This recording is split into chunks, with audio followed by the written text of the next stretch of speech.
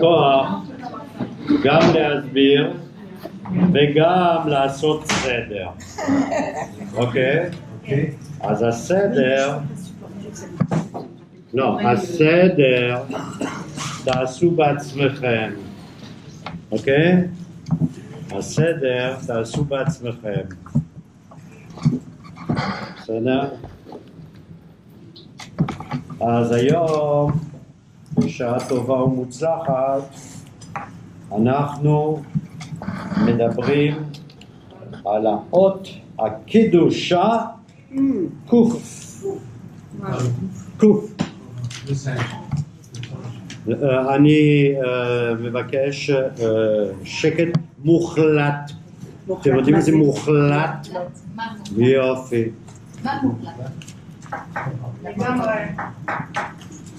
אז האות קוף, כמו ששמתם לב, ללטר קוף, comme vous avez remarqué, בא אחרי האות צדיק. נכון? לא להתפעל מדברים פשוטים. האות קוף בא אחרי האות צדיק. זהו, פול סטופ, כמו שאומרים באנגלית. פול סטופ. אז היא באה אחרי האות צדיק. Elle vient après la lettre צדיק. למה? Pourquoi la lettre קוף באה אחרי האות צדיק? בגלל שמדרגת הקדושה, je parlais un peu en hébreu, après je vais vous traduire. Qu'est-ce que je viens de dire là? Ma kouf. Pourquoi la lettre kouf est après la lettre tzadik? Lamanu Shavua Shava, nous avons étudié la semaine dernière la lettre tzadik. Ok. Cette semaine, nous étudions la lettre kouf. Ok. Donc, par voie de conséquence, et grâce à des mathématiques élémentaires, la lettre kouf vient après la lettre tzadik, ce qui est une simplicité biblique. La question, c'est pourquoi la lettre kouf vient après la lettre tzadik. Et c'est pas la lettre tzadik qui vient après la lettre kouf. Non, je demande rien. Moi. C'est juste des questions comme ça de dialectique générale. La lettre kouf vient après la lettre tzadik. Biglal shemadregat akdusha ba acharei madregat atzidkut. Parce que le niveau madrega, akdusha, le degré de la Kedusha, on fait en le dictionnaire, elle vient après la madrega de tzidkut, de tzedek. Autrement dit, le kadosh est plus kadosh que le tzadik. Simple. C'est ce que je viens de dire à l'instant. Tzadik. Tzadik at-tamar ifrach, ka-erez balvano nisge. טוב, למה הקדוש יותר גבוה מהצדיק? זאת שאלה קשה, שאלה מאוד קשה. אז נגיד כמה מילים. Pourquoi le kadosh, il vient après le tzadik? C'est une question difficile, on va dire quelques mots là-dessus.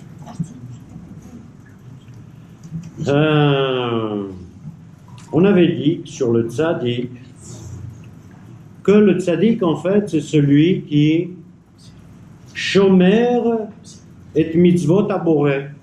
C'est celui qui respecte les mitzvot du Créateur comme il faut. Ok. Bien. Je ne suis pas d'accord, moi, Alexandre Lévy, là-dessus. Parce qu'il est évident que on peut suivre les mitzvot qu'il y a dans la Torah et ne pas être un tzaddik. Ne pas être un tzaddik. Je suis un peu léger là, question, non? Ne pas être un tzaddik. Bien. Disons que c'est un bon commencement de suivre les mitzvot, d'accord? Mais qu'il faut peut-être aller un petit peu plus loin, d'accord? Et que suivre les mitzvot que nous a donné le Créateur, eh bien, c'est être bien avec le Créateur. C'est être bien avec le Créateur. Or, nous savons que quelqu'un qui est tzaddik, il est tzaddik dans sa totalité. On dit Ramach, Evarav et Chassar Gidav. Par ces 685, 365, 218, par tous ces pores de la peau, il est tzaddik. C'est-à-dire qu'il est tzaddik par rapport au Créateur, il est bien vis-à-vis de son Créateur, mais il faut qu'il soit bien aussi par rapport à l'autre, le petit autre, l'homme, quoi, hein. L'être humain, par rapport aux animaux, par rapport à la nature, hein. Un tzaddik qui te fait toutes les mitzvot possibles et imaginables, et ensuite il prend la bouteille de coca vide et qui la met à côté du Barzevel, je ne sais pas si c'est un tzaddik. Non. Mais, non, je ne demande pas de réponse. Mais, il n'empêche que, alors, on va aller un peu plus loin. Un tzaddik, c'est quelqu'un qui fait les choses comme il faut. D'accord? Donc ça, c'est une madriga un peu plus haute pour le tzaddik. Qui fait les choses comme il faut. D'accord? Comme selon sa vision à lui du code, du tzedek. Tzedek, c'est la justice. D'accord? Donc, il fait les choses comme il pense devoir les faire par rapport à ce qu'il connaît de la justice divine ou humaine. D'ailleurs, ce n'est pas pour rien que chez nous, dans le peuple d'Israël, nous avons décidé d'attribuer un titre à des goy, à des non-juifs qui se sont particulièrement distingués, et on les appelle Tzadik Umot Haolam, Tzadikei Umot Haolam, les tzadikim des autres nations du monde. Pas juifs, pas de mitzvot, rien du tout, hein? Même pas les 7 lois noachides. Simplement, ils se sont comportés comme il fallait. Entre autres avec nous, quoi, hein, pendant la guerre. D'accord? Voilà. Et à ce titre, ils ont droit à notre admiration et à l'appellation tzaddik. Tzaddik Umot Haolam. C'est-à-dire, Umot, ça vient de Uma, peuple, ça vient de Am, peuple. Seul. Donc, ok. Alors, maintenant, on va voir un petit peu qu'est-ce que signifie Kadosh. D'accord? Et pourquoi Kadosh, c'est une madriga plus élevée que Tzadik. D'abord, que signifie Kadosh? Il faut savoir, alors je vous en prie, si vous voulez me sortir des traductions en français, vous les gardez, vous mettez votre mouchoir par-dessus et vous ne m'en parlez pas. D'accord? Il n'y a absolument pas de traduction à l'hébreu dans d'autres langues. Ça fait déjà un moment qu'on est en train de parler de ça. Et si vous voulez me parler de la sainteté, alors celle-là... Bien. Ok. Kadosh, en hébreu, les Chachamim ont dit, c'est moufrash. Moufrash. Moufrash, ça veut dire séparé. Moufrash. D'accord? Par exemple, on dit la frichrala. La frichrala. Ok? On la chala, on bout ici, on bout là, etc. Moufrash. Mouvdal, on pourrait dire aussi, de Evdel, c'est quelqu'un qui est séparé. Moufrash miaklal, c'est-à-dire qui est séparé de la communauté. Un kadosh, c'est quelqu'un qui, quelque part, vit à part. Et même s'il ne vit pas vraiment à part, même s'il vit parmi nous, mais du premier regard, premier mabat, on se rend compte que celui-là, il est dans un monde qui n'est pas le nôtre. D'accord? Donc il est moufrash. Souvenez-vous donc de cet adjectif. D'accord? Il est moufrash minaklal. Par exemple, je me souviens, j'ai eu de la chance à certaines époques de rencontrer Rav Kadouri et Baba Saleh.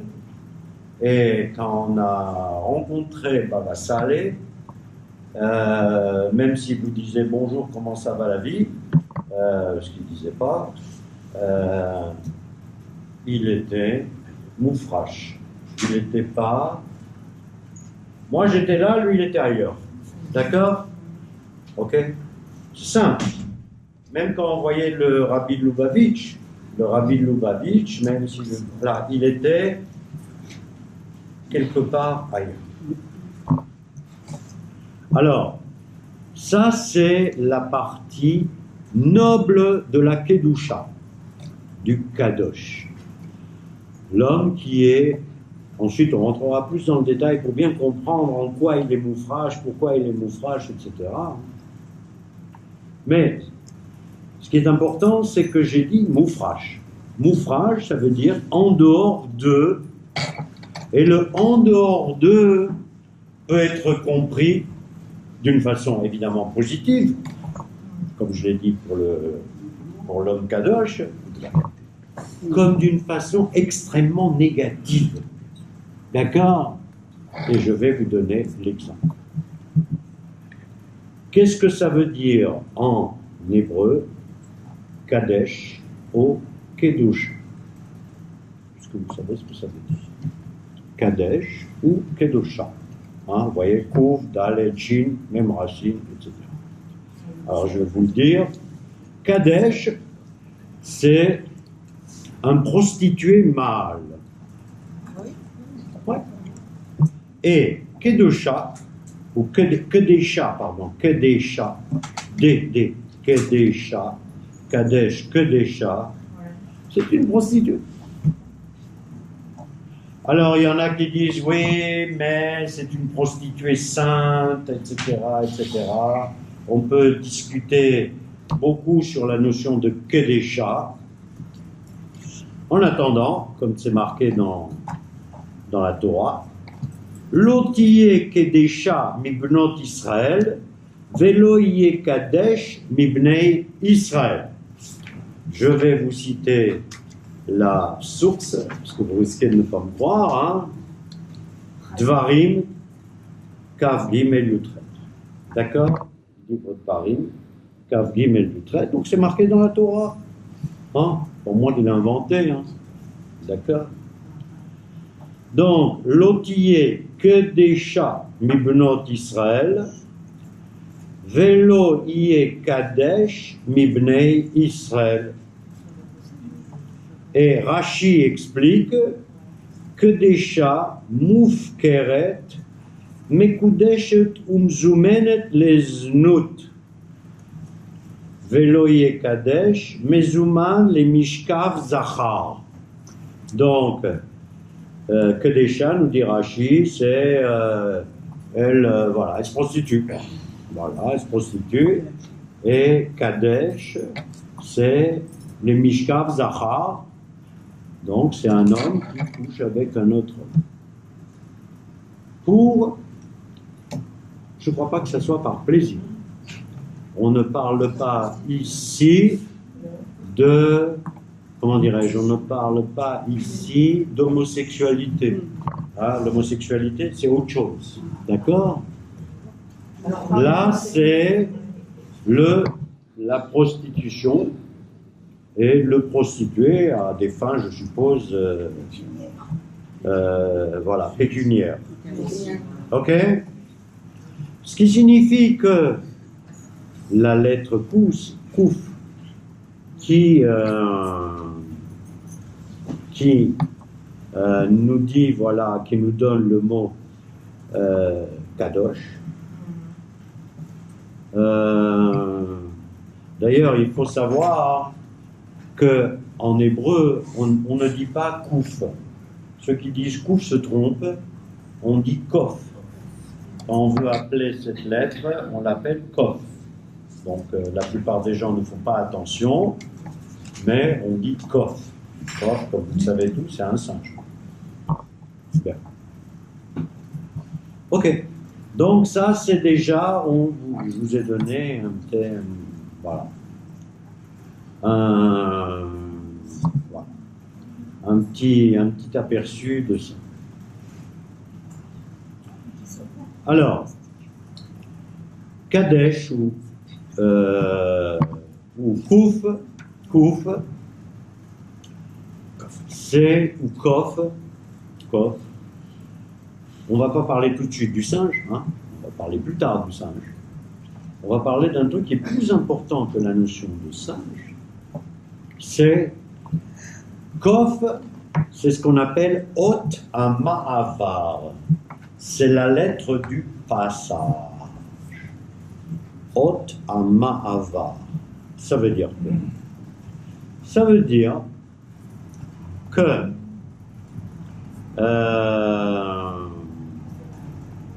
en hébreu, on dit par exemple Kof Amachat. Kof Amachat, en français, là on peut traduire, c'est le chat d'une aiguille. Le chat d'une aiguille, chasse. Hein? Pas confondre avec le parti politique. D'accord? Le chat d'une aiguille. D'accord? Donc, c'est ce qu'on appelle le Nekudat à Ma'avar. C'est quelque chose qui passe d'un endroit à un autre. On va y revenir aussi. Voilà. Et là, on va dire quelques mots du Kof dans le sens de singe. Alors, nos Chachamim nous donnent une explication du Kof qui n'a pas grand-chose à voir avec les explications zoologiques. D'accord? Zoologiques. Ils nous disent en fait que le Kof, c'est le point de passage, c'est un truc qui est un point de passage entre l'homme et les autres créatures qu'il y a dans le monde. C'est-à-dire qu'il y a l'homme, et il y a le Kof, et il y a d'autres animaux. Donc ça signifie que il y a une proximité évidente entre le Kof et l'homme. D'accord? Ça, c'est pas pour vous vraiment pour vous surprendre. Hein? Parce que si on vous dit quel est l'animal le plus proche de l'homme, on ne dira pas le crocodile, ni la girafe. On dira le singe. Donc sur ce point, les Chachamim rejoignent les zoologues. Et ils nous disent la chose suivante, c'est des midrashim et du Talmud, mais qui sont très beaux, donc il faut en parler. Ils nous disent, ça c'est dans le Talmud, je vais vous dire exactement dans quel passage du Talmud, des fois que vous sauteriez chez vous sur votre Talmud, Sanhedrin Kouftet Aleph.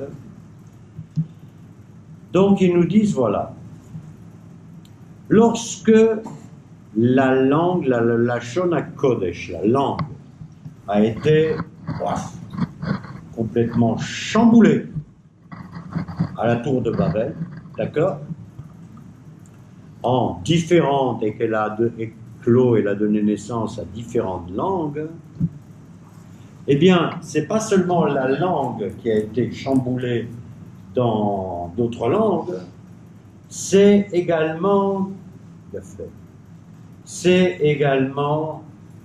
certains hommes,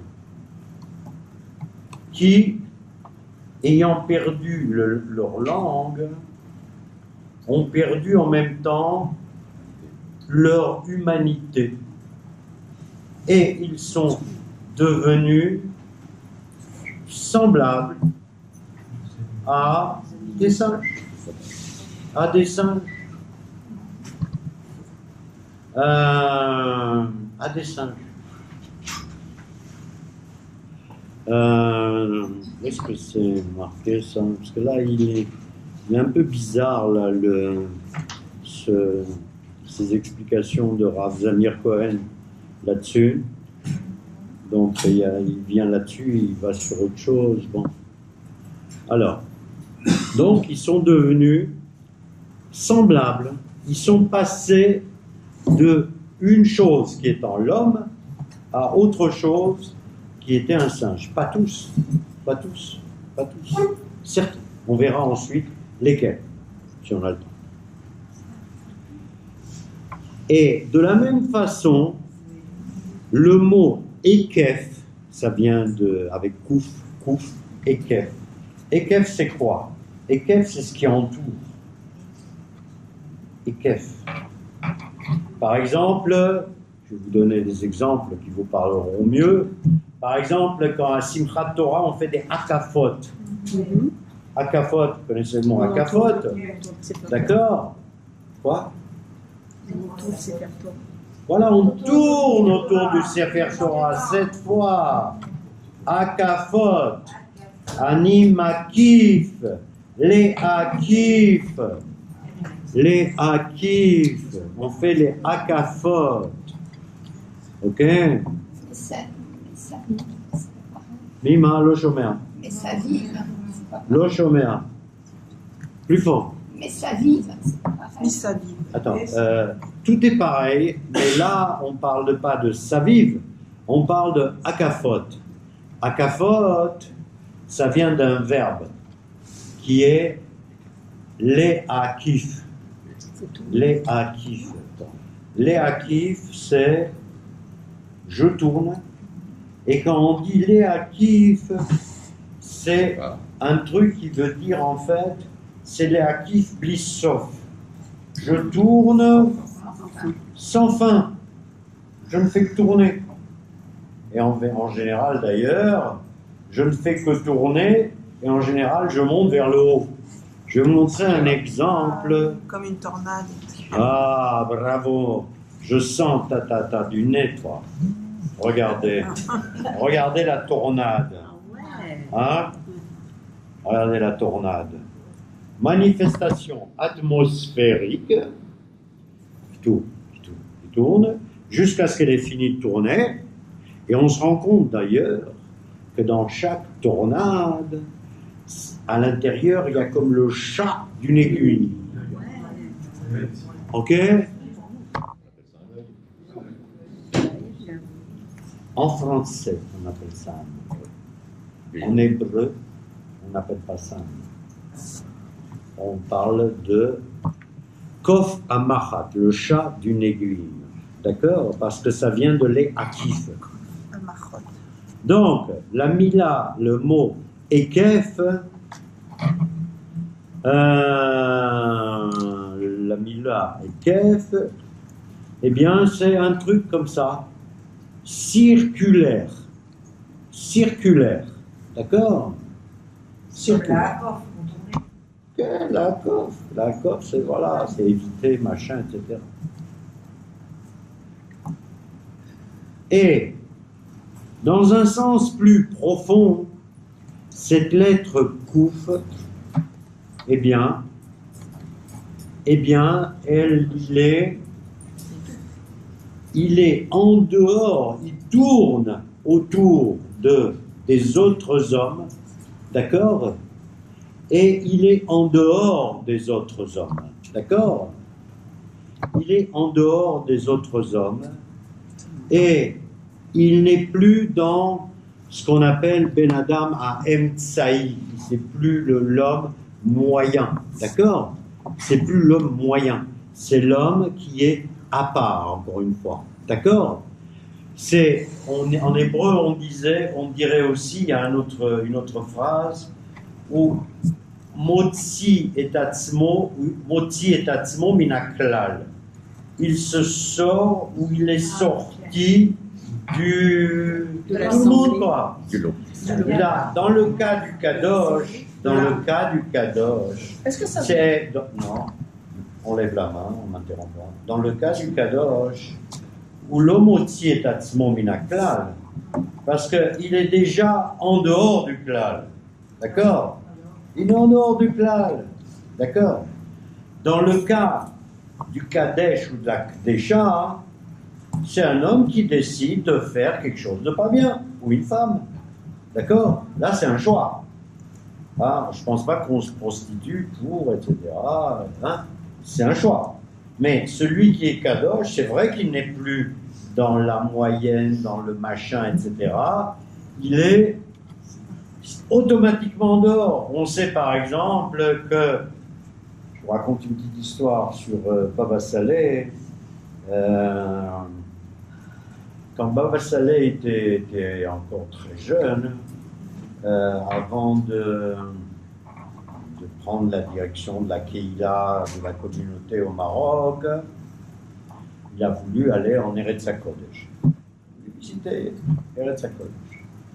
Et donc, il a pris son chameau, son bateau, son âne, etc. Il est arrivé en Israël. Il est allé en Terre Sainte. Et c'était un jeune homme qui avait 26 ans. Et évidemment, il est allé voir les grands tzadikim qu'il y avait à l'époque, hein, au début du XXe siècle, hein, en Israël. Et il est allé voir surtout le tzaddik de l'époque, de 1920, un truc comme ça, qui était en même temps le roche de la communauté, de la petite communauté juive qu'il y avait en Israël, qui s'appelait Rav Alfandari. Souvenez-vous de ce nom, Rav Alfandari, qui avait plus de 90 ans et qui, paraît-il, avait un caractère, bien trempé. Et donc il va voir Rav Alfandari, et Rav Alfandari, dès qu'il voit Baba Saleh, il lui dit « Tzadik, bénis-moi. » Bénis-moi. Ah, bénis-moi. Bénis-moi. Il avait 25 ans. Il avait 25 ans. Rav Alfandari avait 90, et en général, quand il recevait des visiteurs, Rav Alfandari lui criait dessus. Et là, du Mabat Rishon, premier regard, il a dit, tiens, il n'a pas des Kadosh. On ne dit pas à quelqu'un qui est Kadosh. Tzadik, bénis-moi. Alors évidemment, Baba Saleh était très gêné, nanana. Mais non, c'est à vous de me bénir, je suis venu demander une bénédiction, nanana. Et il dit non, bénis-moi, car je sais, donc c'est ce que lui a dit Rav Alfandari, je sais que tu es le plus Yéré Elohim que j'ai jamais rencontré. C'est-à-dire, tu es le plus craignant Dieu que je n'ai jamais rencontré. Donc déjà, à un âge tout jeune, quoi, hein, Baba Saleh avait déjà une madriga de craignant Hachem, c'est-à-dire de proximité avec Hachem. Ce que je vous dis là, ça va peut-être nous servir par la suite. Voilà. Donc, voilà. Donc, Rav Zami, on nous dit, la dame Kadosh, ou Poresh miachomer, ve'avar mimatzav ha'emtza anidrash mirov bnei adam. Donc, il se sépare, parash, du froche, hein, du froche, hein. Il il se sépare de la matière et il se sépare de la matière et il passe d'une place moyenne qui est la place de tout homme, hein, de la majorité des hommes, hein, dont la finalité est de suivre la halakha. Vous voyez, c'est là où je vous parle de la notion de tzaddik, la halakha. La plupart des hommes, voilà, et en principe, ils suivent la halakha. Je ne vois pas de commentaire. C'est comme ça que ça serait bien, quoi. Et il est Poresh, il est séparé de ces hommes vers une dimension rouchanite, vers une dimension spirituelle élevée. Rouchanite, vous vous souvenez, Roach, Rouchani, etc., élevé. Et à partir du moment où il se sépare du commun des mortels, dont le seul mérite est de suivre la halakha, eh bien, il se situe, donc encore une fois, le mot pas, l'ifroche, se séparer, il est dans une darga, dans un degré beaucoup plus élevé, et c'est pour ça qu'on l'appelle Kadosh.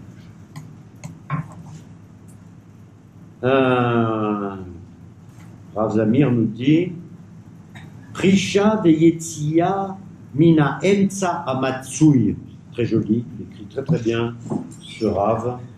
C'est une. J'arrive pas à traduire Prisha. C'est une sortie, séparation du moyen, du plus petit commun, plus grand commun dénominateur. Et ce passage, donc, il se fait soit vers le haut, vers la Kedusha, soit vers le bas, vers la Kedesha, vers la prostitution. D'accord. Et là, il apporte une... Merci. Mais ça fait rien, je vais le boire quand même. Je te remercie beaucoup. Voilà. Bochati, que tu sois béni. Alors, et il nous donne un exemple qui est très très bon là, je trouve. C'est pour ça qu'il y a le mot Kiddushin. Kiddushin, c'est quoi? C'est quand on épouse. C'est Kiddushin. Ah oui, Kiddushin. C'est l'inverse. Mekadesh, Mekudeshet. Arei at mekudeshet li. Arei at mekudeshet li. C'est comme ça qu'on dit quand on épouse. Oui, pardon, tu veux dire quelque chose? Non, j'ai dit sous la coupa. Oh oui, sous la coupa. Ou sous un sac de pommes de terre. Ça n'a pas d'importance. Ce qui est important, c'est Arei at mekudeshet li. À la prière, on dit Mekadesh Shabbat. נכון. הוא אמרה מקדש השבת. נכון. אבל רגע, אני רוצה להמשיך. רן מרן. Alors, je donne l'exemple et je continue sur mon exemple et je demande un silence absolu. Bekidushei isha leish. Lorsque une femme est consacrée à un homme, ça s'appelle en hébreu Kiddushin. Il y a même une Masechet dans le Talmud qui s'appelle Kiddushin, hein, qu'on étudie quand on étudie pour savoir comment on épouse et comment faut-il épouser. D'accord? Donc, qu'est-ce que ça veut dire dans le fond des choses? Qu'est-ce que ça veut dire? Kiddushin. Rapprocher. Alors là, c'est une question. Pas de chose. Ah, non, non, non. Okay, Je vois deux choses, j'ai l'impression que non, yalla. c'est séparer des autres de la communauté pour revenir sur un seul. Voilà, continuez. Rapprochement Rapprochement de quoi à quoi? entre deux personnes. D'accord. Qui m'est consacré. Ok. Alors, désolé, mais c'est l'explication de Hubert qui est la plus proche de la réalité. Je crois bien. Ça veut dire que Aïcha Yotzet Michla la banot arevakot. La fille, elle sort de l'assemblée des jeunes filles non mariées, d'accord, pour entrer dans la réchoute, j'allais dire la propriété, n'exagérons rien, dans la propriété d'un seul homme, d'accord. Imeyuchedet le ishze, d'accord. Elle sort de, c'est une prisha, elle sort d'un groupe pour aller dans un tout petit groupe où il y en a que deux. D'accord? Et c'est pour ça que ça s'appelle Kiddushin. Biglal Shei Poreshet. Parce qu'elle quitte quelque chose. D'accord? Comme je vous expliquais que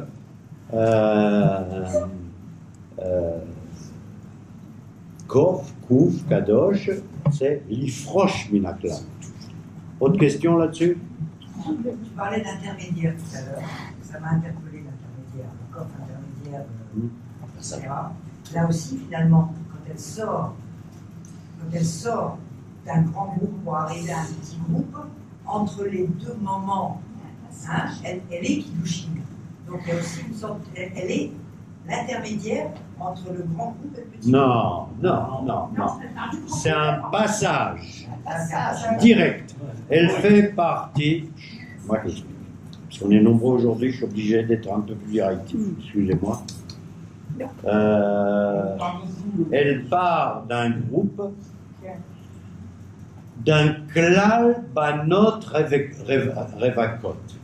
Il y a un groupe, un grand groupe, toutes les jeunes filles qui cherchent à se marier. Oh là là, un gros groupe ça, hein? D'accord? Et elle décide d'être mekudeshet à un seul. Puisqu'on dit arei at,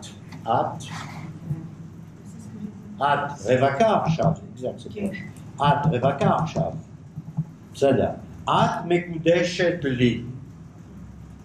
Tu m'es consacré. C'est-à-dire, tu as quitté ta bande de... C'est un passage. Non, c'est pas un passage, c'est un transfert. Rad, c'est un transfert...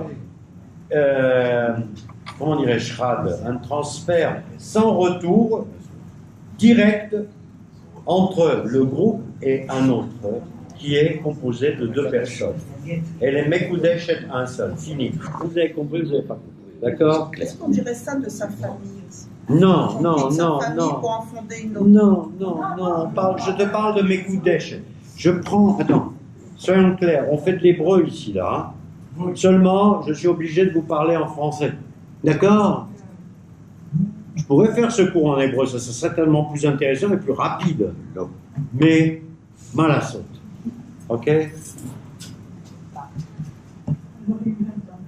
Rav Zamir Omer, לאלה שיבינו.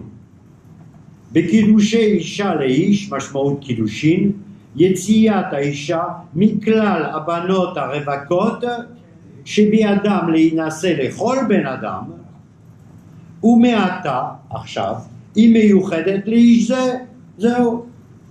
וכך בכל הקדשת האדם, הקדשת האדם את עצמו לעבודת בוראו. Ça veut dire quoi ça? Ça veut dire que c'est la même chose que l'homme qui décide que sa mission sur terre, ça sera Agdashat Boro. Ça sera de s'élever vers son créateur ou se rapprocher de son créateur, tout en étant les pieds sur terre. Hein. Nous, on n'est pas des moines. Hein. On ne va pas sur les îles de machin, dans les falaises. Hein. On ne joue pas aux singes hein, pour monter sur les falaises. Hein. Donc c'est l'homme qui décide de servir son créateur. Et il décide de servir son créateur comment? Aliedei sheu poresh mianagat bnei adam amemutsaim. Comment il peut servir son créateur? Il ne peut le faire que d'une seule façon, en quittant, en se séparant du groupe du pont, du rang, du chemin, etc. Ok. Et il nous rapporte donc, Rav Zamir, un Mahamar de Chazal, donc un Mahamar des Chachamim, qui nous dit, comme il est dû dans la Torah, Kedoshim tiyu ki kadosh ani. Vous serez Kedoshim car je suis Kadosh. Ça veut dire quoi qu'Hachem il est Kadosh? Hachem il est ailleurs. Non, pas au-dessus, en dessous, etc. On sait pas où il est. Il est ailleurs. Il est séparé. Si vous comprenez la notion de prisha, de séparation, vous comprendrez beaucoup de choses. Vraiment, beaucoup de choses. Parce que vous comprendrez qu'il n'est ni au-dessus, ni au-dessous, ni dedans, ni dehors, etc. Il peut être là. Mais oui, il est ailleurs. Et le ailleurs, on ne sait pas où il est. À partir du moment où on ne sait pas où il est ailleurs.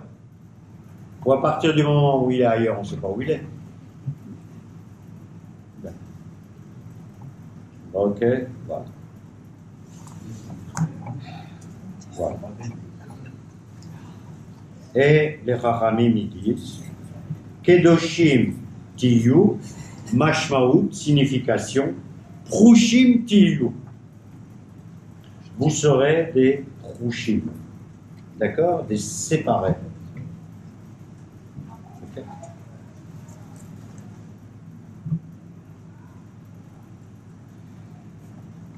Bon. Voilà. Alors, maintenant, le problème, c'est que, comme on l'a dit, la lettre Kof, elle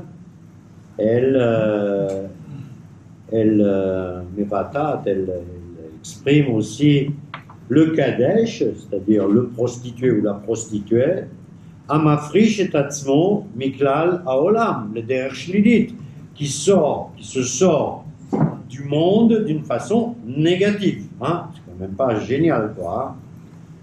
Hein? Mais c'est sa liberté, quelque part.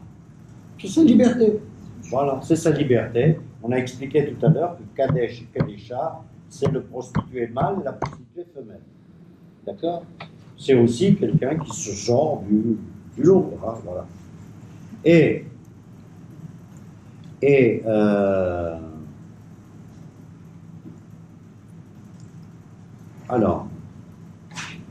c'est pour ça, la lettre qu'on appelle Kouf, eh bien, il faut l'appeler Kof, et non pas Kouf, Kof. Neget Kof, Velo Kouf, Kemekubal. Pourquoi? Parce que dans ce cas-là, la lettre Kof, c'est comme le Chakian Anikra al Shem Haot.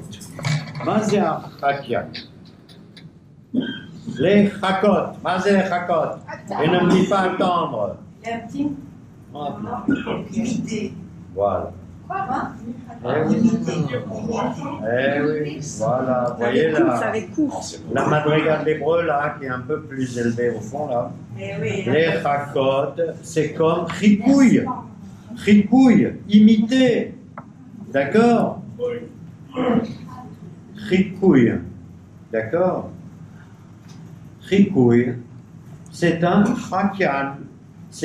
le singe est un imitateur. Et c'est vrai qu'il est imitateur. Hein? Le singe est un imitateur. Ça ne veut pas dire que le singe, il n'est ni bon ni mauvais, d'accord? C'est quelqu'un qui imite, d'accord? Et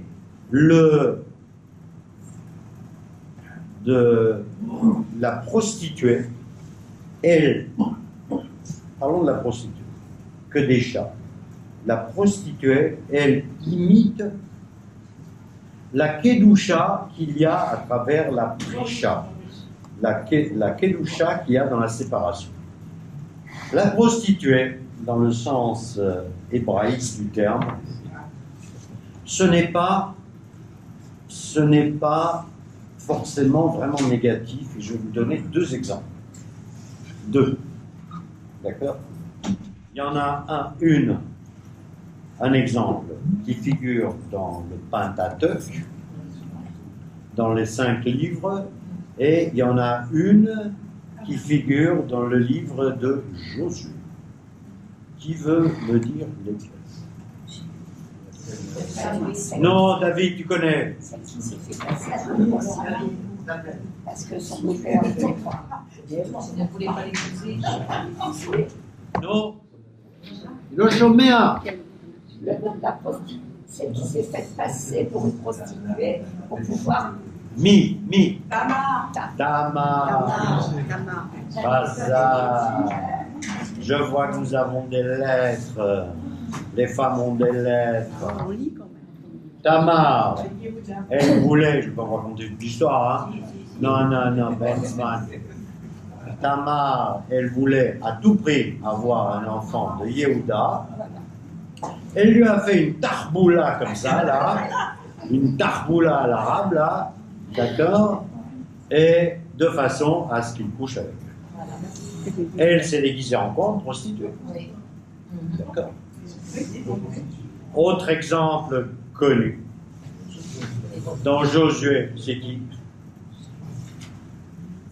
Quand Josué, il a envoyé des hommes pour espionner la ville de Jéricho. Elle les a protégés. Comment elle s'appelle? La ville de Jéricho. Eh bien, il y avait Isha Zona. Là-bas, on l'appelait Isha Zona, ça va me revenir, qui en fait les a cachés, les a planqués, les a nourris, les a je sais pas quoi, et ensuite elle les a fait sortir de la ville, et ensuite elle a demandé, ah voilà, ça revient, et elle les a fait sortir. Check it.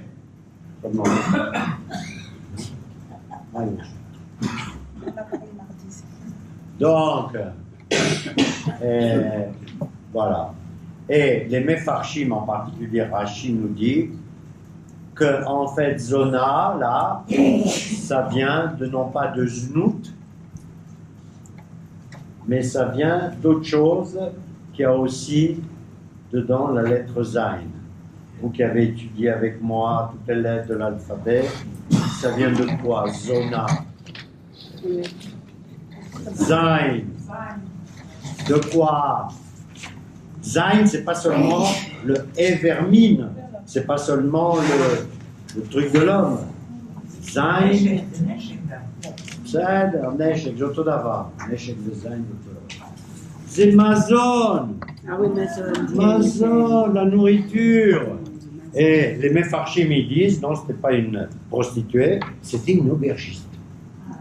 Ah oui, parce qu'elle accueillait comme ça les gens, et voilà, elle était sur les chomot, ok? Donc tout ça est en demi-teinte. Voilà. Mais en fait, ok? Ok? La brioute. En badma. Alors, le kof à mitrasé, le kof qui essaye de copier ou qui se déguise, donc kof tripouille, lechakot avec un kouf et non pas avec un kaf. Le kof qui mitrasé, Mitrazé qui se déguise, il se déguise en tzaddik. D'accord? On sait très bien qu'il y a des tas de gens qui ont l'habitude de, je ne me rappelle pas moi qui le dis, il y a des tas de gens qui sont ou bénonymes de chez bénonymes, c'est-à-dire moyens de chez moyens, ou à la limite ne sont même pas bénonymes, mais ils ont une faculté ou une propension, les itrazot, les tzaddik, qu'on les prenne pour un tzaddik. D'accord? Il y en a beaucoup comme ça. Enfin, il y en a beaucoup. Il y en a. Donc, il faut être toujours sur nos gardes et à essayer d'acquérir suffisamment de chokhmah pour détecter les gens qui veulent avoir l'air de tzaddik comme le kof veut avoir l'air d'un homme. C'est la même, c'est exactement la même chose, d'accord? Un kof va vouloir se présenter comme un homme et un non-tzaddik veut se présenter comme un tzaddik, d'accord? Comme une prostituée veut se présenter comme une dame extrêmement bien, etc., etc. C'est ce qu'on appelle en français les call girls, hein, qui a l'air d'une dame tout à fait élégante, pas provocante. Ah, c'est profond ce que je vous dis, hein. Pas provocante, etc. Qui veut passer pour une dame du monde, et jadis on appelait ça une mondaine. C'est aussi la notion de se déguiser. Toujours le kof qui veut se déguiser en kouf. Les ikrazot, les chakot. D'accord? Voilà.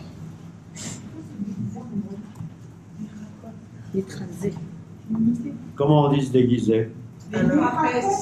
Les trapèzes, les tracotes, les trazot. Voilà, 3 mots. Oui. Est-ce que justement les chakot, ça veut dire imiter, déguiser, travestir? Oui, absolument. Absolument. Les chakot, imiter. Voilà. Alors, Imiter, déguiser. il y a, puisqu'on parle puisqu'on parle des singes, je vais vous, c'est pas ici, c'est plus loin, mais c'est pas grave. Très bien boulbal ce texte-là ici. On dit que quand il y a eu le Méred de la tour de Babel, la révolte de la tour de Babel, il y a eu 3 catégories de gens qui ont fait la révolte de la tour de Babel. Il y a ceux qui... Qu'est-ce que c'est ça? Je vais tout retenir par cœur. Il y a ceux qui se sont déguisés, il y a ceux qui ont voulu défier Hachem et servir des idoles étrangères. Et c'est pour ça qu'ils voulaient, en haut de la tour de Babel, construire une statue. Une statue. Devant laquelle ils se seraient prosternés, naninana, voilà, on se prosterne devant Hachem. Là aussi, ils ont essayé d'imiter l'homme idéal. Hein, ils ont voulu monter jusqu'à Dieu. C'est aussi une espèce de recherche de kedusha, de séparation. D'accord? Mais une mauvaise séparation. Donc il y avait 3 catégories. Une partie qui voulait servir une idole là-haut. Une autre partie qui voulait faire la guerre à Dieu. Voilà, ils sont montés là-haut, ils pensaient que Dieu... Voilà, moi je suis monté, je pense, à 500 mètres, bah, Dieu, il a 501 mètres, je vais pouvoir lui faire la guerre. Ah, c'est comme ça, quoi, hein, voilà. Donc, il voulait faire la guerre à Hachem. Et il y a une troisième catégorie que je me souviens plus, ouais. D'accord, mais ça n'a pas d'importance. En attendant, qu'est-ce qu'il a fait Hachem? Ben, il a tout détruit. Il a embrouillé les langues et il a fait en sorte, comme je vous l'ai dit avant, que certains de ces hommes, surtout ceux qui voulaient lui faire la guerre, eh bien, ils se transforment en singes. En quoi? En singes. Ce qui fait que chez nous, le singe descend de l'homme. Le singe descend de l'homme. Et non pas comme on vous l'a appris. J'ai un problème avec ça. C'est-à-dire que le singe n'existait pas avant Babel? Oh, mais on est sur un plan métaphorique, cher ami. On n'est pas sur un plan zoologique. On élève le débat. Il y avait des singes avant. Je vous le dis, en vérité, il y avait des singes avant la tour de Babel qui ressemblaient à des singes et qui essayaient d'imiter les hommes. Mais quand Hachem a décidé d'embrouiller les langues, il a pris une certaine catégorie, je ne sais pas laquelle, hein, certaines catégories de gens qui étaient là-bas, et il les a virés dans des contrées, et ils ont commencé à ressembler à des singes. Et ils se comportaient comme des singes. Et ils avaient une langue de singe. Ça veut dire que c'était des singes. D'accord? Imaginez, l'humanité au départ était une. D'accord? Une. La langue était une. La Shona Kodesh. D'accord? D'un seul coup, poing, tout pète. Les gens ne s'arrivent plus à se comprendre, ils partent à gauche, à droite, ils vont jusqu'aux confins de l'univers, naninana, ils ne se comprennent plus entre eux, etc., etc. Il y a juste ceux qui parlent encore le Lachon à Kodesh, qui arrivent un peu à comprendre les autres langues, mais les autres, ils ne se comprennent pas entre eux. Or, parmi les langues, il y a des langues extrêmement sophistiquées. Je sais pas moi, l'allemand par exemple. Je ne parle pas bien allemand, je me rappelle, mais c'est une langue qui est des chicos, quoi. Hein, elle est tellement compliquée d'ailleurs que prend des trucs, des machins, etc. Voilà, une langue qui est des chicos. Voilà. Mais essayez de voir que, essayez d'imaginer, je ne sais pas moi, des langues arborigènes qu'on parle dans des confins de l'Amazonie où la main de l'homme n'a jamais mis le pied. De l'homme blanc. De l'homme blanc. Où le pied de l'homme n'a jamais mis la main.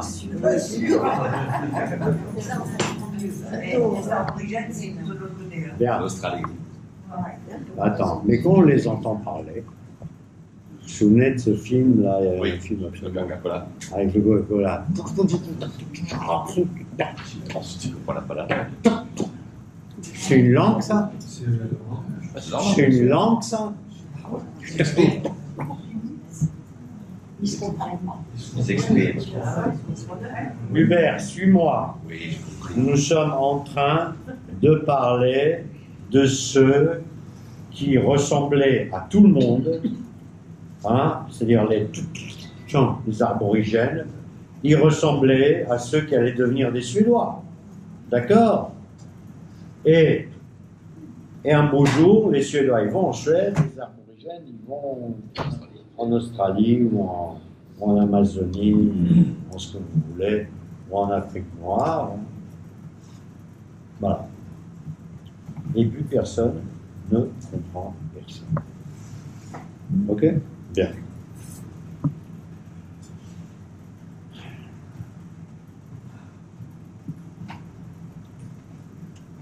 Voilà. Ah oui, voilà. Vous trouvez le passage là sur sur le Babel.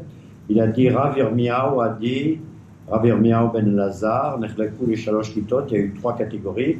Il y en a une qui a dit Naale venishev sham, on va monter, on va s'asseoir là-bas. Voilà. Sans faire de bruit, on monte sur la montagne. Hein. On a le penthouse pour nous, comme Trump, hein, il prend toujours le penthouse, d'accord? Et on reste comme moi, absolument, penthouse. Il y en a une qui dit Navod Avodazara, on va servir des idoles. Et l'autre qui dit Naalev et Naase Milchama, on va monter, on va faire la guerre. Et celle qui a dit Naalev et Nishev Sham, on va monter, on va rester s'installer au penthouse, eh bien, Hachem les a dispersés, mais sans les punir sur la surface de la terre. D'accord? Les Allemands, les Suédois, les gens bien, quoi. Hein? Et ceux qui ont dit Naalev et Naase Milchama, eh bien, ils sont devenus, nous dit Rav Zamir, Kofim veruchot veshedim velidim. Ça, pour comprendre ces mots, Kofim, vous avez compris, Ruchot, Shedim, Velidim, ça veut dire comme ça des créatures métaphysiques mauvaises. Celles qui rôdent la nuit et qui font peur aux petits-enfants. Les fantômes. Si tu veux. Tu vois que les fantômes, c'est gentil. Les zombies. Oui. Les zombies. Voilà. Shed. Vous connaissez le mot shed? Bon, ok. On va passer à la voilà. Et Chet, c'est quoi? Shed, c'est un. Shed, c'est les seins. Non. Non, c'est. Pareil, shad. Pareil, shad, shed. Non, mais là, c'est pas le sein. Là. Non, j'ai compris. C'est l'inverse du sein. C'est le malsain. Ah, ok. Waouh.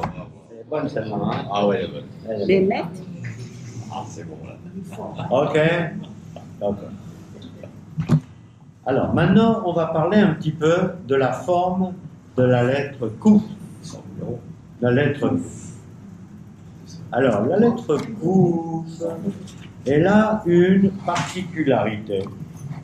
C'est que c'est une lettre qu'elle est longue, sans pour autant être une lettre sophite. Nous avons appris que les seules lettres qui étaient longues, c'était les lettres sophiotes. Le Nun, le Tzadi, le P. Ok? Or, Kouf, elle est longue parce qu'elle est longue. C'est pas une lettre sophite, Kouf. Kouf, c'est Kouf. Or, ça a un sens. Ça a une signification. Eh bien, la lettre Kouf, si on se la représente dans sa tête, hein, faites l'effort d'imaginer. Non. Oui, mais je ne parle pas de ça. Je te parle de la forme de la lettre Kouf. Et voilà. Qui a dit ça, là? Ce qu'elle a dit. Qu'est-ce qu'elle a dit, là? On rentre et on sort très vite. Alors. Bien, alors. Non. Non, il y avait quelque chose là. Mais on rentre et on sort. On rentre et on sort. Mais le très vite, non. Il y a une lettre dans laquelle on rentre et on sort très vite. C'est laquelle? Non. On parle d'un... Quand on rentre et qu'on sort, ça veut dire quoi? Ça veut dire qu'il y a un shvil, qu'il y a un sentier. Pour entrer, pour sortir, il faut suivre un sentier. C'est le paix et le fait. Non. Le hey. Le hey. La lettre hey. Écoutez-moi. Tu as... moi, j'entends pas, hein. Faut parler fort. La lettre hey, effectivement, elle a une grande ouverture en bas et une grande ouverture en haut. D'accord? On rentre, on sort comme on veut. D'accord? Vite, je ne sais pas. Mais on rentre et on sort, en tout cas, plus vite que la lettre Kouf. Pourquoi? Parce que la lettre Kouf, l'ouverture du bas est un petit peu fermée. Puisque le Kouf, il fait comme ça. D'accord? Donc, là, le chemin du bas il est étroit. Hein? Comme le chat du milieu. Bon, comme le chat. Comme le chat. Si tu regardes le couf, ça ressemble à une aiguille. C'est exact. Ah, c'est exact. C'est le chat de l'aiguille. Moi, je croyais que c'était le chat de la voisine. Ben non, c'est le chat de... Il n'y a que moi qui ai le droit de faire des jeux de mots. On dit rien. Donc, c'est le chat de l'aiguille ou le chat de la voisine. Hein. Mais il est clair, en tout cas, que la lettre Kouf ne permet pas une circulation aussi aisée que la lettre Hey. D'accord? Comme dit Rav Zamir, il dit Tachtita chez la haute Kouf, Eina ptucha lirvacha que petach a haute Hey. Ça, c'est une langue hébreu. Pas comme le français, hein. Tachtita. Le bas, tartit, le bas, tarat. Chez la haute kouf, le bas de la lettre kouf, vous savez, quand le kouf il vient comme ça, là, Eina ptucha l'ervacha, patuach l'ervacha, ça veut dire mamash ouvert aux quatre vents, hein, que petach a haute ei, comme le petach de la lettre ei, comme le bas de la lettre ei. Alors, et il continue, parce que c'est intéressant. Ameafcher les mi chez Betocha, on parle de la lettre Hey là, qui permet à celui qui est à l'intérieur de la lettre Hey, l'ipol bekalut laterum, de tomber facilement dans les abîmes. Hein, la lettre Hey, pof, d'accord? Et là, Tzida Akafouf, et là,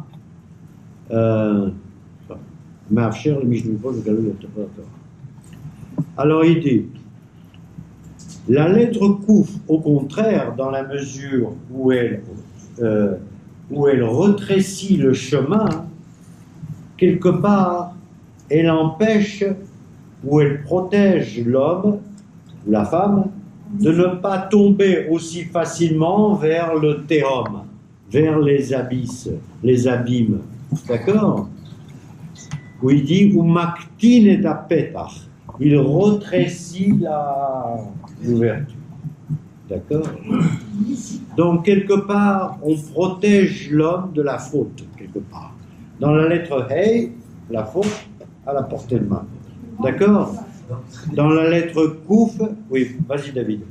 Dans la lettre E, il y a aussi une autre explication. C'est vrai qu'on tombe rapidement. Akadosh il dit si vous me donnez juste l'entrée, l'étude, par exemple, du chat de la souris, comme tu dis en haut, moi d'en bas, je vous donne beaucoup pour le petit peu que vous me donnez en haut. C'est exact. David a parfaitement raison. La lettre Hey, c'est une lettre qui permet une deuxième chance. Et la deuxième chance, c'est de sortir, pas par le haut, mais par la gauche, vers l'avant. C'est une lettre qui te propulse de l'avant, pour peu que tu fasses des Maasim Tovim, etc., évidemment. La lettre Kouf aussi, d'ailleurs. D'accord? Mais la lettre Kouf aussi, elle te protège. Peut-être que c'est la Kedusha qui est dans la lettre Kouf, elle te protège de la Néphila, la Tehom, de tomber dans les abîmes. Il dit une chose aussi qui est amusante, ça c'est plutôt, je trouve, c'est de l'anecdote, mais c'est quand même rigolo. Il dit, la lettre Kouf, si vous la regardez comme ça de profil, de toute façon on est obligé de regarder, non, essayez de la regarder de face, hein. Vous tournez la lettre, le parapluie, c'est exact, qui protège de la pluie. Ah oui, mais essayez de regarder la lettre Kouf de face, faites un effort d'imagination, et vous vous rendez compte que c'est une lettre qui a une barbe. Ah oui, une barbe. Une barbe. C'est un visage. Absolument, un visage avec une barbe. Une grande barbe. Les Égyptiens, ouais. Une grande barbe. Une grande barbe comme le pouce qui descend. D'accord? Bon. Bon. Je dirais que c'est... Pourquoi pas? D'accord? Pourquoi pas? Pourquoi pas?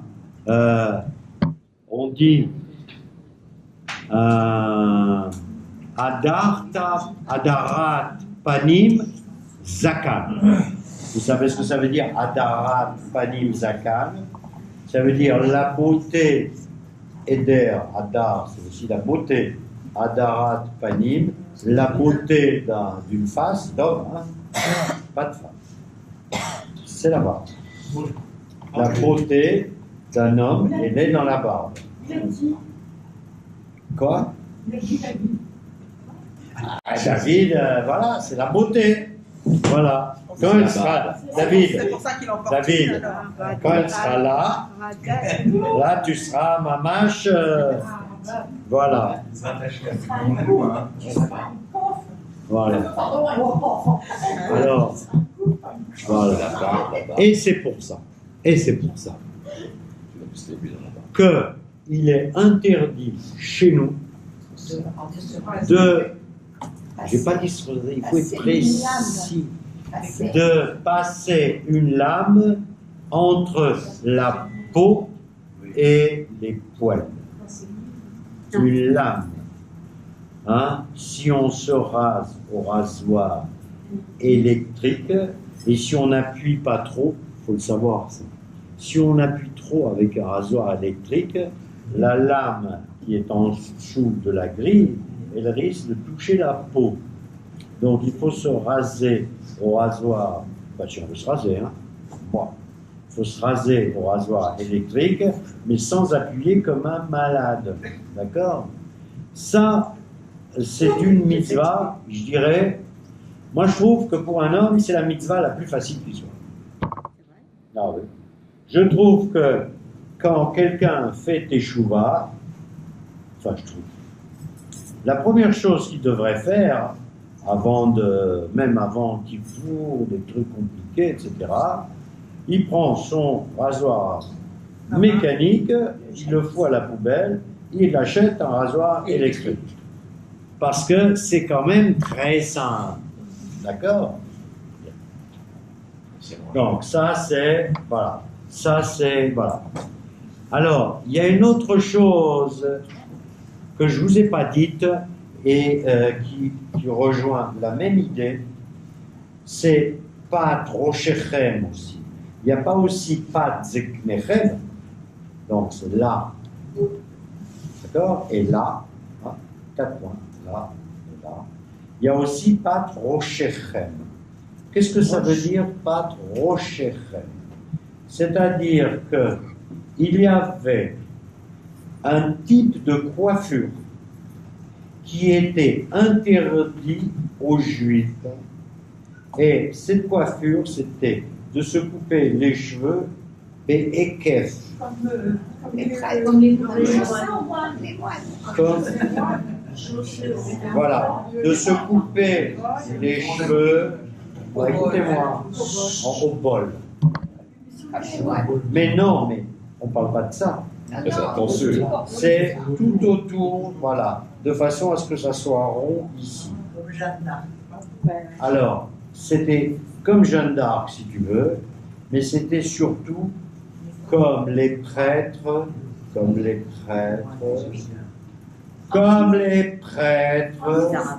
d'Égypte et les prêtres anciens. On s'en fout des moines, il n'y avait pas de moines à cette époque. Mais il est exact ce que tu dis, que les moines ont décidé de faire l'inverse des Juifs. D'accord? Donc non seulement ils ont pris des coiffures rondes comme ça, là, mais en plus il y a la tonsure. Donc ils ont fait tout à l'envers. Les chants, ils sont comme ça, de toute façon, on ne peut pas Attends, mais qui est chaud? Je suis chaud, moi. C'est un chauve. C'est dur, hein? C'est dur. On va le redire. C'est dur. On a dit couper. Bien. Couper, on a dit. Baba. Le reste, littérature. Oh, ok. Bien. Vous avez compris l'histoire de la Kedusha. C'est le rapprochement et de Hachem. Et c'est la Nivdalut et la Moufrashut. Hein?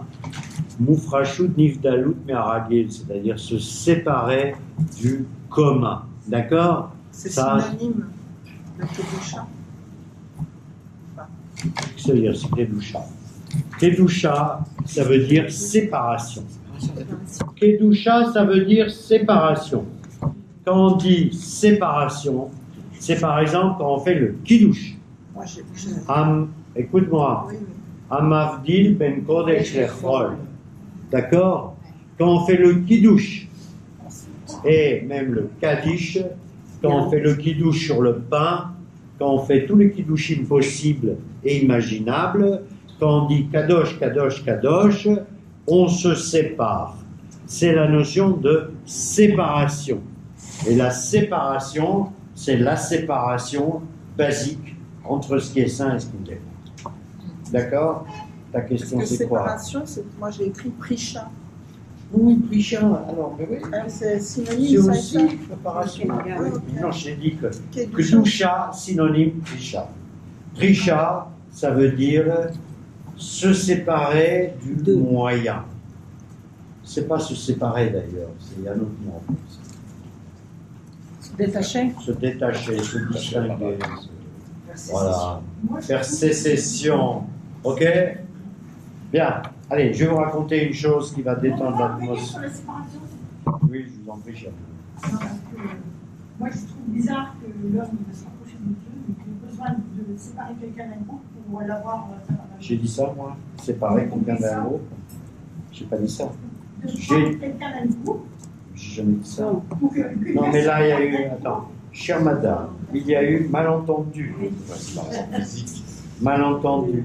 Donc, je vais essayer d'éclaircir le malentendu.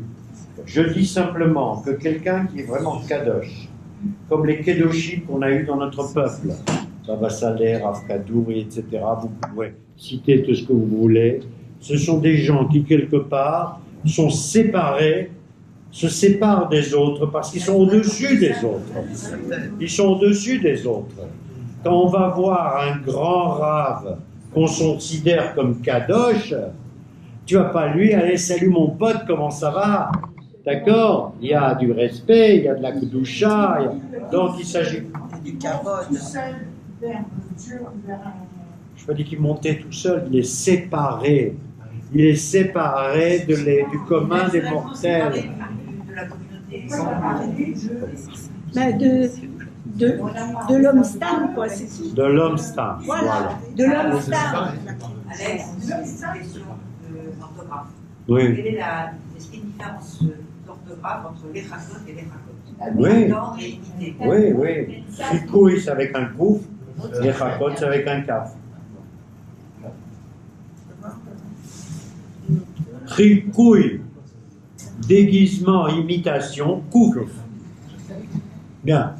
Alors, petite histoire pour détendre l'atmosphère, mais c'est qui m'est rapporté toujours par Rav Zamir Cohen. Alors, il dit, à l'époque, quand on a construit la tour de Babel, on a fait appel à une technologie moderne. Pour l'époque, c'était moderne. D'accord? D'une modernité absolue. C'est quoi la technologie moderne La brique. Voilà, c'est la brique. Et la brique, avant, on construisait avec des pierres. À la tour de Babel, ils ont appris qu'on faisait des feux et tout ça, on prenait de la terre, des machins, des points, et on mettait des briques. Donc les mecs se passaient des briques et les étages montaient, etc. Donc c'était des pierres faites par des hommes et non pas des pierres qu'on trouvait comme ça. D'accord? Bien. Comme en Égypte. Hein? Comme en Égypte. C'est bien après l'Égypte. Non, mais Donc, l'Égypte, c'était après. oui. Les Égyptiens ont copié. Alors, donc, qu'est-ce qu'ils ont fait, les hommes? Ils ont pris, en fait, une technologie humaine hyper sophistiquée pour construire un bâtiment hyper sophistiqué fait de high-tech babylonien de la tour de Babel. Hein? Et ils ont dit, voilà, nous sommes les créateurs de l'univers. La meilleure preuve, nous créons des choses qui n'existaient pas, et grâce à notre génie et notre confiance absolue en nous-mêmes, nous allons construire une tour qui va mettre en avant qui? Nous.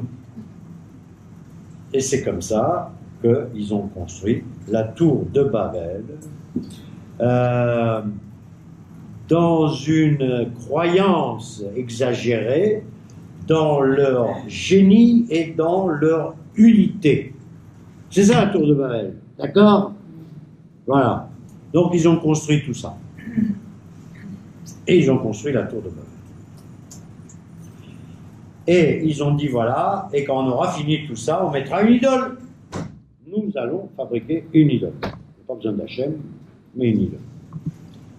Il y a un exemple récent que cite le Rav Zamir, c'est pas moi qui le cite, qui ressemble à la tour de Babel. C'est le Migdal HaTeomim. Qu'est-ce que c'est Migdal HaTeomim? Migdal HaTeomim, traduction. Les deux tours de New York. Théomim.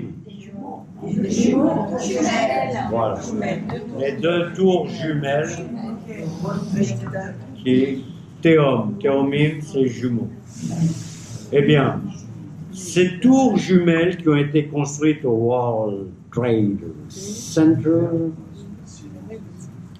à l'époque, c'était dans des chitotes de bnia, dans des trucs de construction absolument révolutionnaires qui ont été faits, moi je ne suis pas architecte, hein, de plats d'aluminium, de machin, de trucs, voilà, il n'y avait pas de fer, il n'y avait rien du tout, il y avait de l'aluminium, et il y avait des tours comme ça, là, regardez, ça c'est ce qui reste du Migdal HaTeomim. Ouais. Hein, en fait, ils ont construit, ils ont tout focalisé au milieu.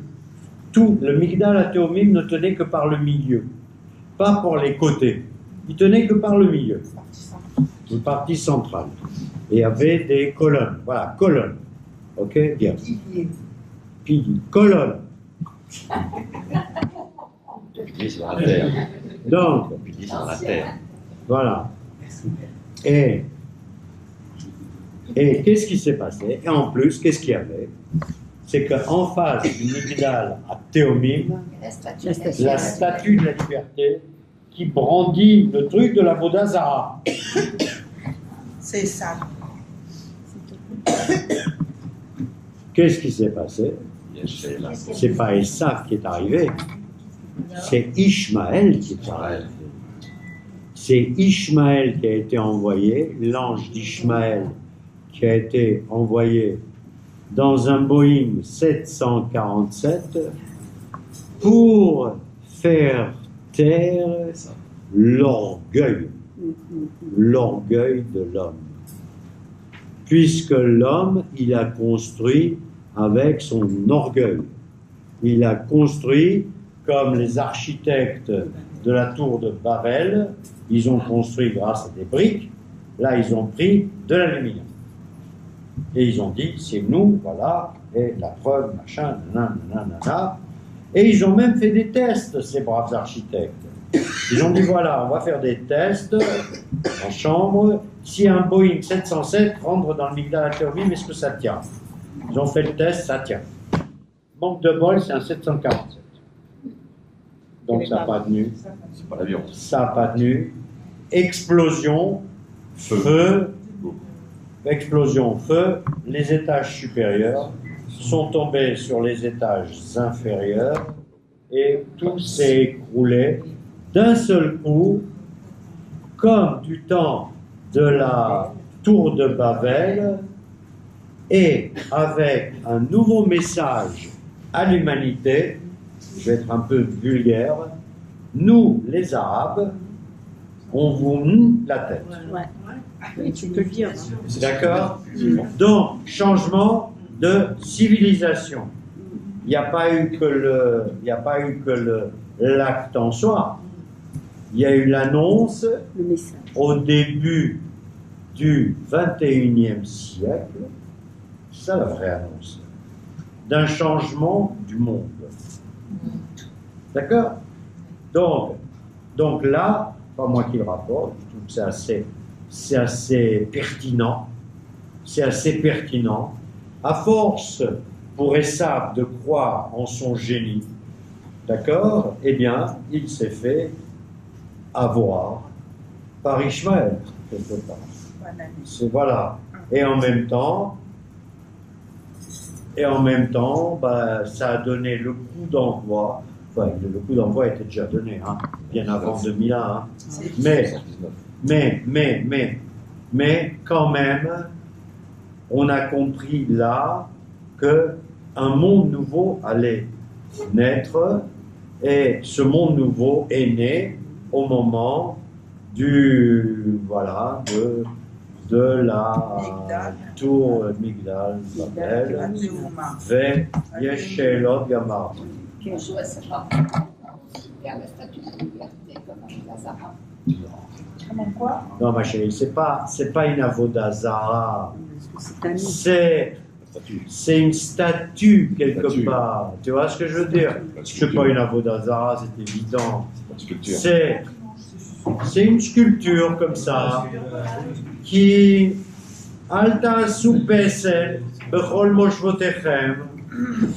Ne faites pas de statue dans toutes vos demeures. Non, on l'assimile pas à une Avodazara. Au contraire, c'est le symbole de la liberté. D'accord? Mais quelque part, elle est là.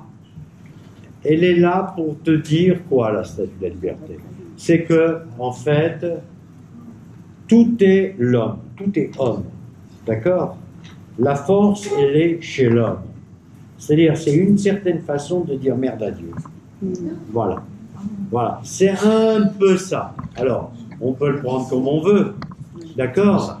Mais c'est la même orgueil moufrach. C'est l'orgueil de l'homme dans son génie. Or, nous avons parlé du mot Kadosh. Là, on a parlé du Kadosh. Là. L'homme dont la seule finalité de l'homme Kadosh, c'est se rapprocher de Hachem. Quand je vous ai parlé de Baba Saleh et Rav Alfanderi, qui du haut de sa grande Kedusha, Rav Alfanderi était un grand Kadosh, du haut de sa Kedusha, a vu tout de suite. Ils avaient des yeux pour voir ce que nous, on ne voyait pas. A vu tout de suite. A vu tout de suite la Kedusha de Baba Saleh. Nous, on aurait pu rencontrer peut-être Baba Saleh dans la rue, on n'aurait rien vu du tout. Parce que nous, on n'a pas l'ombre d'une Kedusha. D'accord? Mais Rav Alfandari, qui a été à l'époque, une époque difficile, hein, c'était le début du sionisme, etc., voilà, qui était là, paumé, voilà. Donc il voit arriver ce mec, il dit c'est un kadosh, voilà. Donc, et pourquoi c'est un kadosh? Et effectivement, quand on connaît un petit peu la vie de Baba Saleh, une seule chose lui a apporté, c'est de se rapprocher le plus de Hachem. C'est là où est la notion de Kedusha. Et les biens matériels, je veux dire, on a voulu lui faire la belle baraque, il a des petits votes. Bon, les gens ont insisté, ils ont dit, bon, ça, m'en fous. Ça, c'était pas son souci.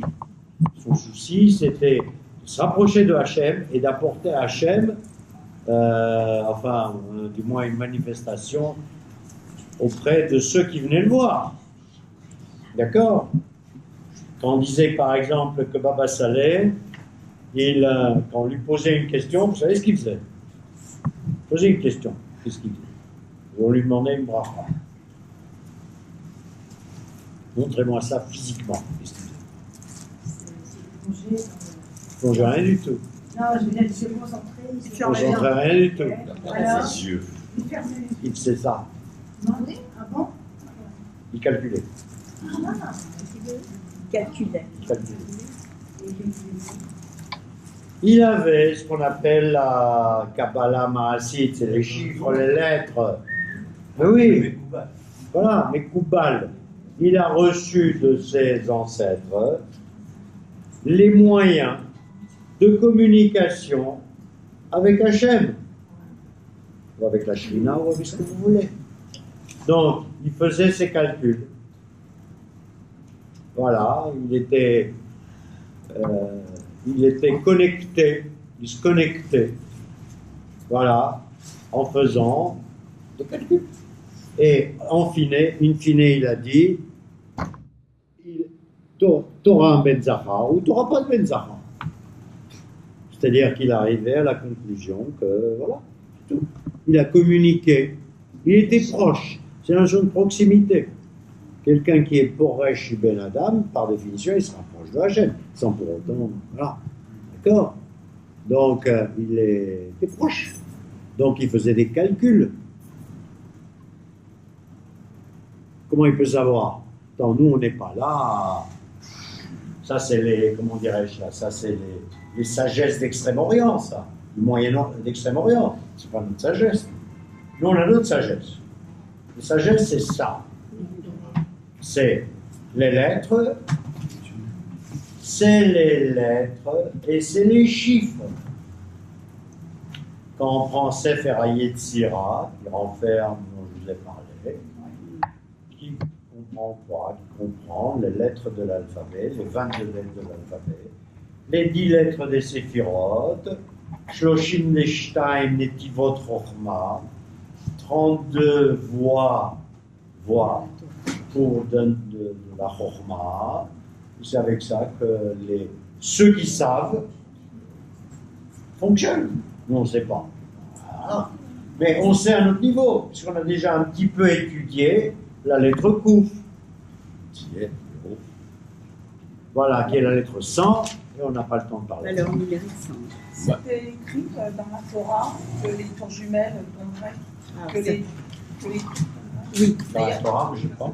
Moi, j'ai lu la Torah, je n'ai pas vu les tours jumelles. Non, mais enfin, ils ont fait le rapprochement. Parce que maintenant, J'ai lu toute la Torah. il y a beaucoup de Reste de choses, la Torah. il y a beaucoup de choses qui m'ont dit, c'était écrit dans la Torah. Bien, alors attends. Question. Non. Question. Réponse. Ça, c'est ce qu'on appelle les codes. Les codes de la Torah. À une certaine époque, je m'en suis occupé des codes de la Torah. Je suis devenu spécialiste des codes de la Torah. Et les tours jumelles, oui, évidemment. Mais on peut trouver à peu près ce qu'on veut. Comme ça avait été écrit que La Révolution française. Non, mais cela dit, c'est pas aussi simple. Rabbi C'est n'avait pas aussi pas simple. lettre Et ne pas assassinée. les alzel. Les codes de la Torah, c'est aussi un truc kadosh. D'accord? C'est aussi un truc kadosh, mais nous, on n'est pas placé pour juger la kedusha. On dit par exemple le Gaon de Vilna, qui n'avait pas d'ordinateur à son époque, il était capable, ayant une vision totale de la Torah, de calculer tous les codes. Moi, j'ai une Autre question? c'est pas une question, c'est un point. Lorsque tu as parlé de Eretz Akadosh, C'est un Kodesh. et tu as traduit par Terre Sainte, mais Moi, tu ne j'ai peux pas traduit par traduire Terre par Terre Sainte. Sainte. Attends, il a dit, c'est pas Terre Sainte en fait. Mais est-ce que j'ai parlé de traduction? Je vous ai. Non, je dis, Bon, je vous tu as ai. dit Eretz Akadosh, Terre Sainte. On ne dit d'abord pas Eretz Akadosh, on dit Eretz Kodesh. À Kodesh, à Kodesh. J'ai On ne marqué dit pas Kodesh. Kadosh. Non, à Kodesh. pardon. J'ai marqué Eretz Kodesh. Kodesh, c'est la terre de la sainteté. Sainteté. Et moi, je ne traduis pas. Non. Je suis obligé de parler français parce que vous ne pigez pas l'hébreu. Mais moi, je prends Ça va je venir. parle par Akadosh. dans le sens Pas tous, il y en a séparés qui des prennent. autres. Ça va venir. Alors, Mais Bezrat Hashem, que nous soyons tous zochim de bien parler hébreu, moi y compris. Parce que je ne parle pas bien hébreu. alors, il y avait aussi une question. C'est un kadosh pour séparer. Il y avait aussi une question. Est-ce que Ekef